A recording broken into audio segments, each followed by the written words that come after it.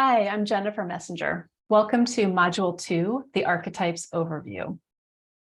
This research and the resource we're offering focuses specifically on conversations with decision makers in conservative states, where advocates were feeling the most opposition to prenatal through 3 policies. Eventually, we hope to expand the research to strengthen conversations with all decision makers across the aisle. Our first goal was to more deeply understand this group of decision makers, and specifically the values and needs that informed their policy work. Because there is no one conservative decision maker, we developed and built out 4 archetypes, which are typical examples of a person or group. These archetypes enabled us to explore more specific ways of approaching prenatal through 3 policy. The archetypes we defined are church and country, economic influenced, legacy Republican, and populist aligned. Before I share more about those archetypes, let me tell you a bit about how we got here. You'll find more detailed methodology in the online guide. We started with existing research on archetypes done by Pew and other research firms. We researched those archetypes with some key influencers and informants representing both conservative and progressive viewpoints and policy affiliations, and with advocates working on prenatal through 3 policies in conservative states. We then identified decision makers, elected individuals, and policy influencers who fall within each archetype based on the descriptions that we had come up with and recommendations from the field. We narrowed that list to 3 to 6 people within each archetype, and we ultimately interviewed 17 decision makers. We also looked at social media posts by decision makers who we categorize within each archetype. From that work, we're offering you the insights and messages I'm about to share. I'd like to underscore that our commitment to doing this work is without stereotype or judgment. We're not here to put anybody in a box or make any assumptions. Instead, we're focusing on understanding the feelings, needs, and core values within each archetype to help you advance productive debate. Some of you will likely identify with one or more of these archetypes yourselves, or have loved ones, friends, or colleagues who sound a lot like the archetypes. If that's the case, we hope you'll find them familiar, respectful, and accurate. As we were doing the research, we found a number of characteristics that hold true across the archetypes. So these are as close as we get to general findings about conservative decision makers. Let me start there, and then we'll dig in on the specific archetypes. Freedom is an overarching value that informs perspectives on limited government, parental choice, business autonomy, lots of other attitudes. Conservative decision makers tend to believe strongly that people have an individual responsibility to care for themselves and their families. Many think moms need education about how to do this and about how to access existing resources, which people often perceive as being plentiful in communities. So you might acknowledge that prenatal through 3 policies can create conditions where parents have what they need to act on that responsibility. Conservatives told us that they often feel judged and villainized by progressive advocates. So even "I'm grateful to be here and to listen and build a conversation with you" can be a welcome opener. A good K-12 education is seen as a great equalizer, and there's awareness that not every child gets this. Many conservative decision makers we talked to cited the link between reading on grade level by 3rd grade and graduation. That's a statistic that's really gotten out there and taken hold. So we have an opportunity to connect prenatal through 3 policies there too. When it comes to prenatal through 3 policy decisions, conservative decision makers favor policies that benefit every child, and they want to see return on investment, however they define that or you define it. So you can discuss how starting where the need is greatest and then expanding makes policies more effective. That allows you to talk about more targeted policy implementation at first, and still assure people that every child will benefit eventually.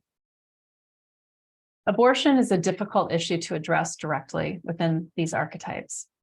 However, as access to the full spectrum of reproductive well-being services declines in regions of the country, several decision makers noted a need to address the increase in babies born in situations that may be less than ideal. And this may provide an opening, even if you don't talk directly about access to abortion. So you might say things like, one thing we can probably agree on is that there are babies being born into less than ideal situations. Together, we can make sure they're healthy and supported from the start, which prepares them to read by 3rd grade and hit other crucial milestones. Or you might say, struggling mothers need help now to raise their children and keep their families together. One of the questions we explored in this research and in much of our ongoing work is whether and how to have productive conversations about structural racism within each archetype. Voices for Healthy Kids and Metropolitan Group are committed to directly naming and addressing structural racism. We learned or confirmed, since many of you and other advocates were already experiencing this, that with some decision makers in the conservative archetypes, it can be counterproductive to begin there. I want to acknowledge that this may not come as a surprise. I hope we'll still crack this code, and my even saying this to you causes harm. Building understanding and changing culture here is a long-term game that builds incrementally through open listening and thinking and trust building. You can work with your coalition to decide where you stand, the feelings and needs that it brings up in having these conversations with conservative decision makers, and the support you can offer each other. We encourage you to plan your approach, including openly discussing who in the coalition feels safe and may be best positioned for these conversations, where you choose to have them, and where you choose to lead with the policy and get that passed in the short term, and then build longer term discussion. In the archetypes section of the online guide, you'll find links to several resources that I'm showing you on this slide that you can use with your full coalition. For those of you who are in settings where it's possible to advance more direct conversation, the Racial Equity and Public Policy resource is there for you. That guide, you'll find links to it in the workbook for this session and also on the Voices for Healthy Kids training page, offers 2 sets of messages, one for decision makers more ready for direct conversation about structural racism, and another for those less ready. The Voices for Healthy Kids team is also available for technical assistance and support. With that, let me introduce you to the archetypes. There's also a short video module on each archetype that goes into more detail, and you can learn more in the online guide too. These little modules are great to come back to before you're going into a meeting with someone who falls into a specific archetype. The church and country archetype is deeply influenced by a conservative interpretation of Christian values and a moral approach. This is the group that may be most likely to say, moms should be home with their kids in the early years. We don't need to provide other resources in the community. Economic influenced archetype is characterized by decision makers who prioritize the economy and business strength and favor limited government. They're really open to discussing the ins and outs of a policy, and that economic lens, return on investment, business impact will always be top of mind. The legacy Republicans are decision makers driven by traditional values, hard work, and the American dream. They're also really willing to dig in with you on policy. Some people talk about them as the old school Republicans. And then finally, the populist aligned archetype is characterized by decision makers who value individuals making efforts to advance themselves without outside help or government spending. I want to note that instead of just calling this archetype populist, we use populist aligned. And this distinction is important because populists tend to be working class people with lower levels of academic completion. In contrast, the populist aligned are often decision makers who make a concerted effort to appeal to populists, but they themselves as decision makers are often not from that background. That's why we're using populist aligned. Of course, even with this more detailed look at conservative decision makers with the archetypes, no one fits neatly into one or the other. So the guide also gives you dials, or ways to get more specific within each archetype. You can think of these as ways to turn up or down characteristics within an archetype based on a person's age, where they live, their life experiences. For example, are they a parent themselves, and other factors. For example, when we think about geography, rural communities often have strength in churches and social networks, and less access to nonprofits or government-funded programs like Head Start. So as a result, rural decision makers may lead more toward individual or community solutions over policy solutions. Talking about options or solutions that don't exist where they live can really create a divide in your conversation. Decision makers in urban areas, by contrast, may be familiar with a broader array of contexts, situations, strengths, and needs among their constituents, and might have access to more solutions. So they may relate to a wider spectrum of potential solutions in your conversation.